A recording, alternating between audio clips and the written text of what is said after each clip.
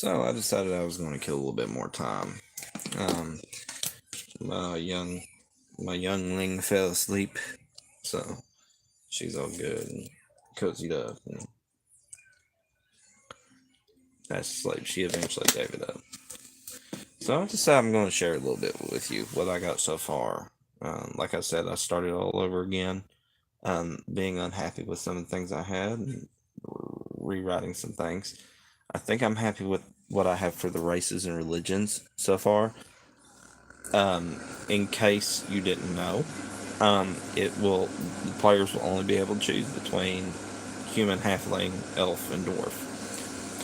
So I thought about choosing archetypes, using the archetype supplement from the BFRPG website. I'm still undecided.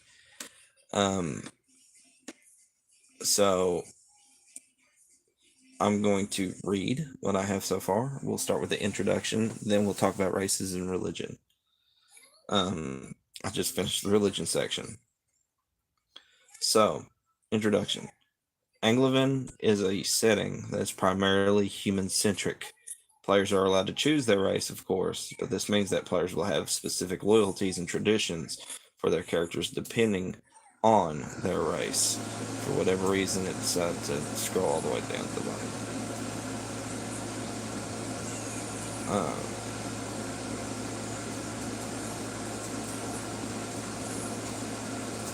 what's up? You got text this and just go on. I know. Oh, I didn't know if you were on. Yeah, I'm streaming again. Oh, okay. I'll let you stream and you can play Sims for a little bit. Anglovan is a land of factions, tribes, politics, and religion and magic.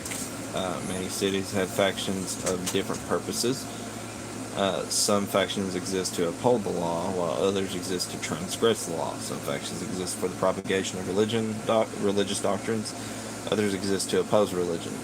Vagrants, pickpockets, priests, and mercenaries roam the land and populate the cities and villages of Anglovan. So I do plan on making factions a big part, and I'm going to be creating some. Races, some, obviously. I only focused on the racial relationships between the player races, of which there's only going to be 4.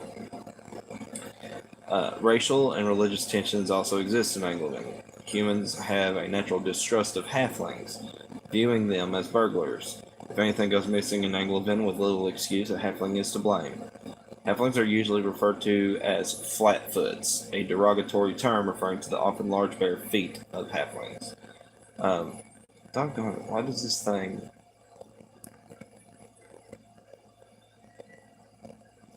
Humans can tolerate dwarves, viewing them favorably for their natural skills as craftsmen. Nonetheless, they are not viewed as equals in terms of the law. Dwarves are usually referred to as squatties, a derogatory term for the short and squat stature of dwarves in comparison to humans. Elves are often treated with hostility by humans.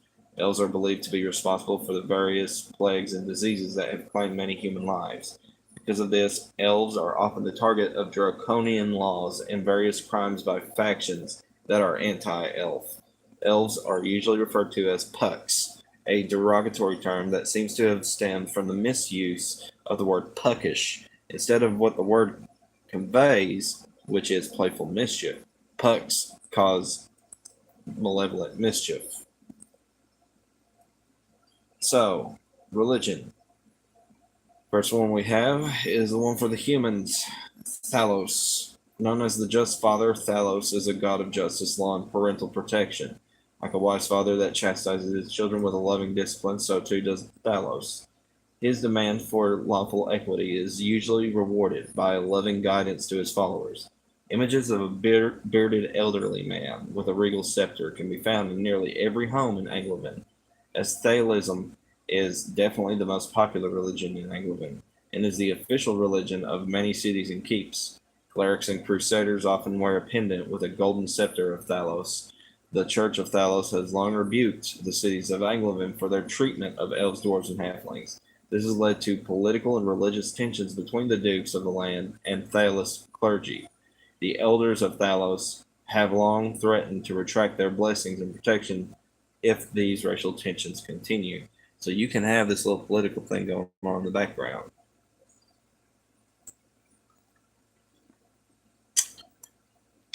Aaron. Known as the Lord of Life, Aaron is the god worshipped by the elves. A religion of peace and harmony, Aaron is depicted as a tall elf with a tree branch staff made from the verdant sentinel, a holy tree that bears fruit that grants unfailing vigilance to those who consume it. Aaron is worshipped oftentimes in woodland shrines. However, his disciples have created shrines in different ecologies to worship him, even in the harshest of conditions. Worship of Aaron is often illegal in human cities. Officially, the elders of Thalos have rebuked Aaron. I see a spelling error. Have rebuked Aaron worship as blasphemy, but have not suppressed the worship of him, opting instead to evangelize his followers, since Aaronists are usually practically libertarian, not using force to share their beliefs. Followers often wear pendants with chains made to look like leaves, terminating in a golden tree depicting the verdant sentinel. Moradin. The All-Father to the dwarves, Moradin is a god of community, creation, family, and worship. With a fierce loyalty, the dwarves have clashed with humans in religiously motivated skirmishes. Moradin is a god that demands this loyalty, the pride of the dwarvish people, and is seen as Thalos' equal. The first contact with the dwarves led to a bloody conflict that ended in stalemate, with the elders of Thalos and the servant fathers of Moradin officially declaring peace with each other. This conflict, known as the War of Gods, and the dwarves' hardiness, is why many believe that the dwarves enjoy less persecution from humans.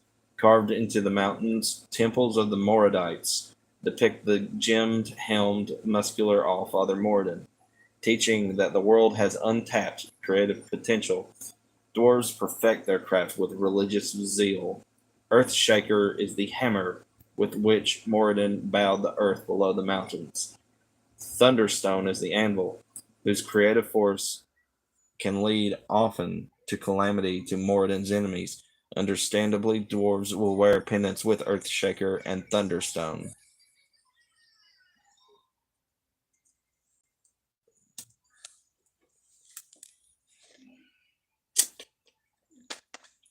And of course, the final deity on my religious sheet, Zoldran. Of all the religions in Anglovan, only one faces direct holy war from the elders of Thalos, that of the Black Butcher Zoldran. A wicked humanoid of shadow and blood, this figure is a favorite of the orcs and goblins. A simple bloody knife is the holy symbol, often painted on orcish armor. The crusade of justice has been ongoing since the first contact with orcs, and the Thalos Church has vowed to stamp it out. Those who follow Zaldrun are only interested in causing death and destruction. So, that's what I have for my campaign setting so far.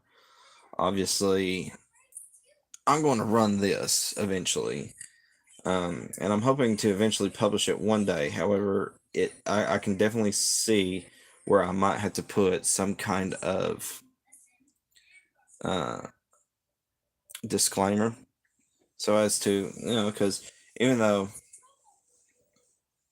even though I'm not one of those guys that gets triggered, um, I can understandably see where if once you mention like race and religion and like you have an obviously evil religion and like you have all this racial tension, I can see where people might have a problem with it.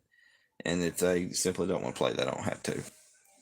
But that is what I've got so far. So, um, I guess that's it for tonight. I want to do one more video before I got off. So, as always, thank you. God bless. See you on the other side.